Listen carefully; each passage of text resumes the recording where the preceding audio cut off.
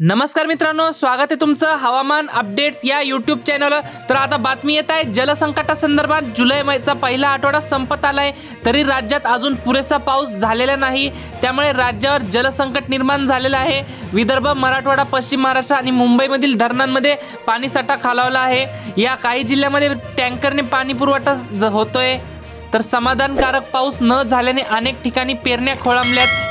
मुंबईतील धरणामध्ये फक्त 9% पाणीसाठा शिल्लक राहिलेला आहे, तर मराठवाड्यामध्ये 27% जलसाठा फक्त शिल्लक राहिलेला आहे। पश्चिम महाराष्ट्रात पुणे, कोल्हापूर, सातारा, सांगली येथे पाणीसाठा कमी आहे। उत्तर महाराष्ट्रात जळगाव, धुळे धरणांमध्ये पाणीसाठा कमी शिल्लक आहे। विदर्भात 8 जिल्हे कोरडे आहेत। दुबार पेरणीचं संकट या जिल्ह्यांमध्ये झालेलं आहे। मित्रांनो, हवामानामध्ये अचानक बदल होत असतात। बदल झाले की आपण लगेचच व्हिडिओ घेऊन येत असतो, त्यामुळे आपल्या चॅनलला सबस्क्राइब नक्की करा। धन्यवाद। तर भेटूयात पुढच्या व्हिडिओमध्ये।